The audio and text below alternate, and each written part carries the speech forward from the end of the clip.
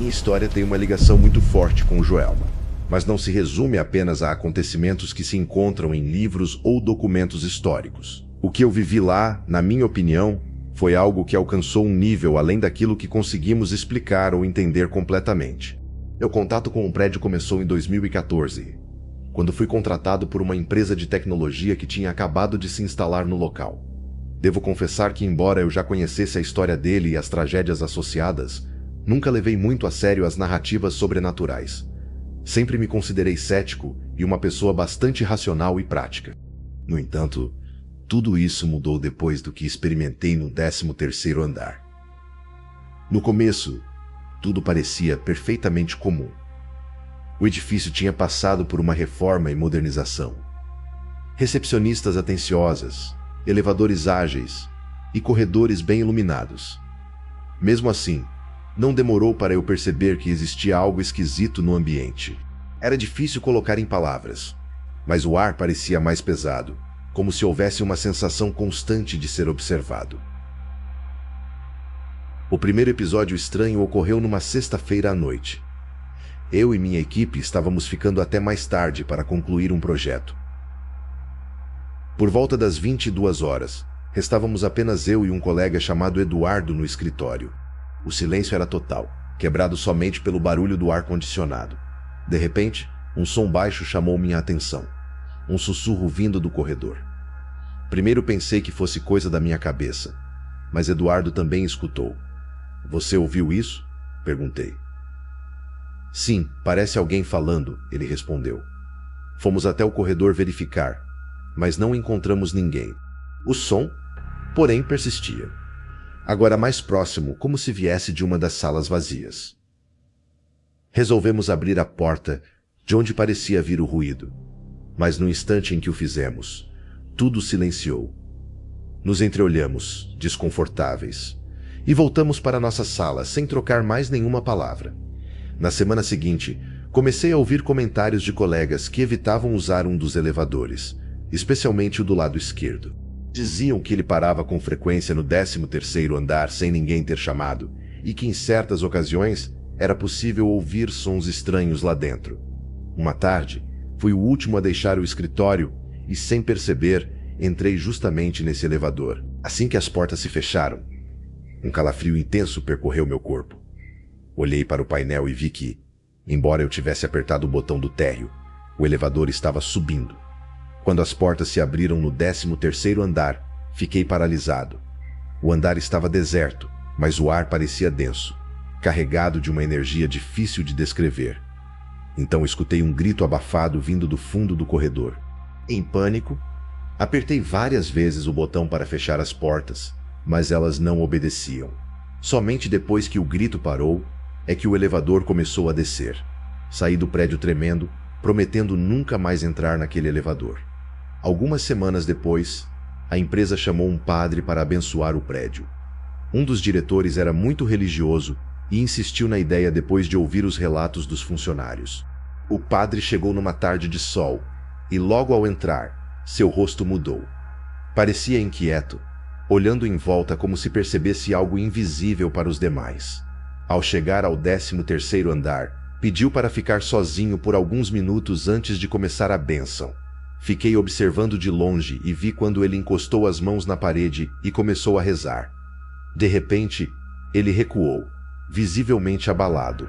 "Algo terrível aconteceu aqui", disse com voz trêmula. "As almas que morreram ainda estão presas, clamando por socorro, especialmente 13 delas." Depois da bênção, o padre me chamou para conversar em particular. Ele contou que sentiu uma presença muito forte e que aquelas 13 almas estavam ligadas de alguma maneira aos acontecimentos do passado. Elas não encontraram paz e por isso continuavam vagando pelo edifício, principalmente perto dos elevadores e das escadas, locais onde muitas pessoas perderam a vida no incêndio. Após esse encontro, comecei a ter pesadelos constantes. Sonhava com corredores escuros tomados por uma fumaça espessa e ouvia vozes chamando meu nome. Em uma das noites acordei suando frio, com a nítida sensação de que alguém estava ao lado da minha cama. Na manhã seguinte, ao me olhar no espelho, vi marcas de mãos pequenas e sujas na minha camisa, como se uma criança tivesse me tocado. Fiquei apavorado, mas ainda resistia a aceitar que era algo sobrenatural. Os pesadelos se intensificaram e ir trabalhar passou a ser acompanhado de um medo cada vez maior.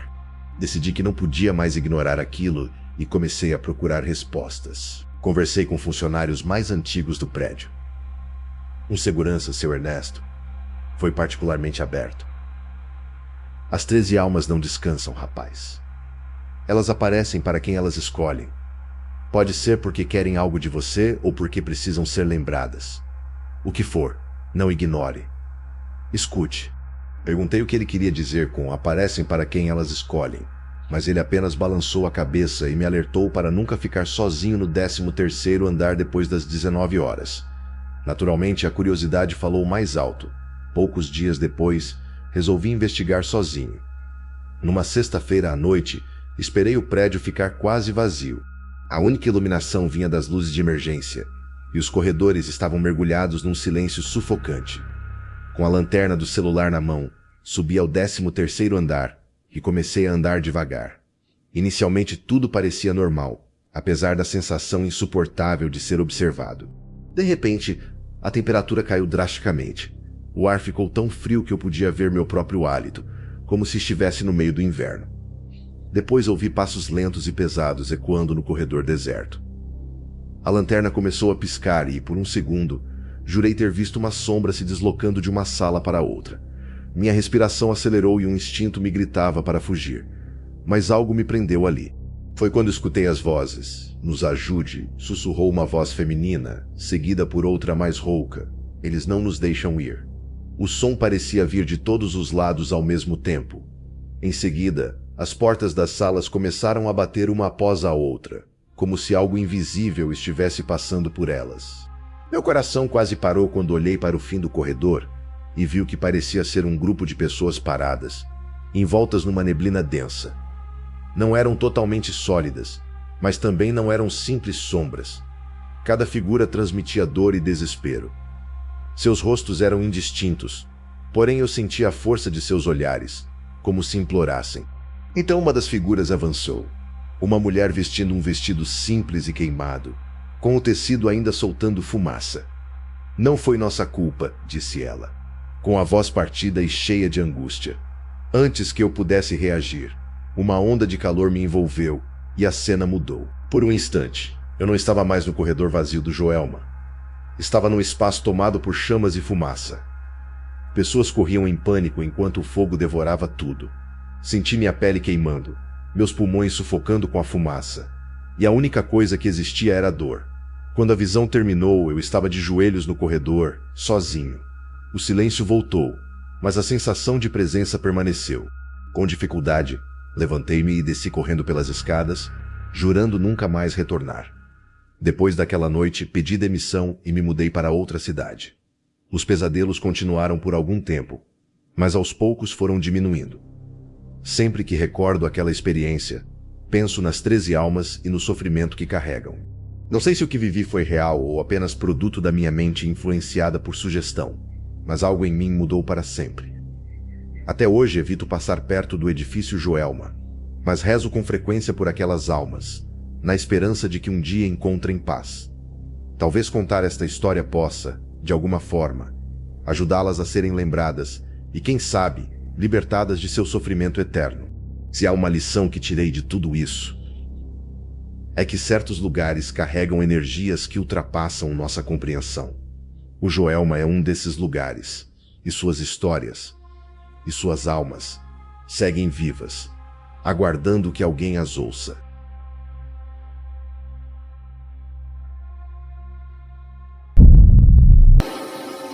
Se está gostando, deixe o seu like que nos ajuda muito a continuar. Sempre fui descrente em relação a tudo que envolve o sobrenatural, mas minha vida virou de cabeça para baixo depois de uma única noite dentro do edifício Joelma. Sou técnico de som e há anos trabalho com equipes de investigação paranormal. Já participei de várias explorações em hospitais abandonados, residências supostamente assombradas e cemitérios esquecidos. Mas nada me preparou para o que enfrentei naquele prédio. O convite partiu de um grupo de investigadores bem conhecidos que pretendiam passar a noite inteira no Joelma, com o objetivo de registrar fenômenos paranormais. Eles conseguiram permissão para ficar no local depois do horário comercial, algo bem incomum por causa das histórias perturbadoras ligadas ao edifício. Apesar das minhas reservas, acabei aceitando, certo de que seria só mais uma chance de demonstrar que o sobrenatural não passa de crendices infundadas.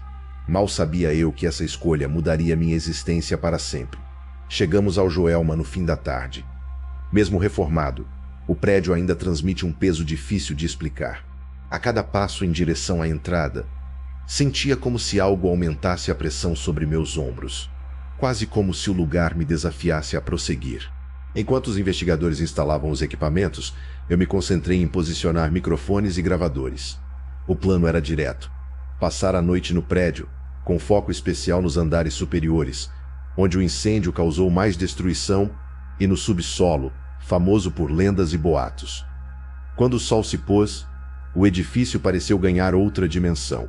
O silêncio era inquietante, quebrado apenas pelo zumbido baixo de aparelhos eletrônicos e pelo eco de nossos próprios passos nos corredores desertos. Por volta das 22 horas, iniciamos a exploração. No 15º andar, local onde muitas vidas se perderam durante o incêndio, um dos investigadores colocou um gravador EVP, Electronic Voice Phenomena, sobre uma mesa. Ficamos em silêncio total por alguns minutos. E foi aí que escutei pela primeira vez algo inesquecível. Um som baixo e distante, parecido com um choro contido, ressoou pelo corredor. Olhei para os demais, imaginando que fosse brincadeira, mas todos estavam tão perplexos quanto eu. Reproduzimos o áudio na hora e o gravador havia capturado nitidamente uma voz feminina sussurrando algo que parecia: "Por favor, me ajude." Meu coração acelerou. Até então, eu sempre encontrava justificativas racionais para ruídos e sons captados. Dessa vez era diferente. O tom, a nitidez, impossível desconsiderar. Resolvemos checar o famoso elevador que, de acordo com os relatos, nunca mais operou normalmente desde o incêndio. Ele era conhecido por parar sozinho em andares vazios e, por vezes, abrir as portas sem ser chamado. Enquanto ajustávamos equipamentos, o elevador desceu sozinho até o subsolo e retornou ao nosso andar com um ding sinistro. As portas se abriram devagar, revelando um interior vazio, mas com um cheiro forte e metálico que nos fez recuar imediatamente. "Isso é cheiro de sangue", murmurou um dos investigadores. Logo em seguida, ouvimos passos no corredor. Corremos para verificar, mas não encontramos ninguém. Pouco depois da meia-noite, decidimos descer ao subsolo, onde ocorreu o famoso crime do poço na década de 1940. Muitos acreditam que o lugar carrega uma energia pesada por causa daquela tragédia, e os relatos de manifestações são constantes. Ao chegar lá, a atmosfera parecia ainda mais opressiva. O ar estava mais frio e cheirava a mofo. Um dos membros do grupo, que se considerava sensível a energias espirituais, começou a se sentir mal, dizendo que sentia uma pressão forte no peito.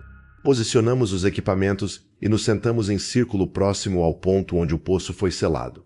Em poucos minutos, registramos uma sequência de ruídos estranhos, arranhões, estalos e até uma risada baixa e rouca. Então veio algo que me fez duvidar de tudo. Uma sombra alta, com contorno humano, passou devagar por trás de um dos investigadores. A figura era escura demais para ser mera ilusão de luz, e o movimento parecia intencional, quase provocador. Por volta das 3 horas da manhã, o ambiente ficou insuportavelmente carregado. Um dos gravadores captou uma série de vozes abafadas, como se várias pessoas conversassem simultaneamente.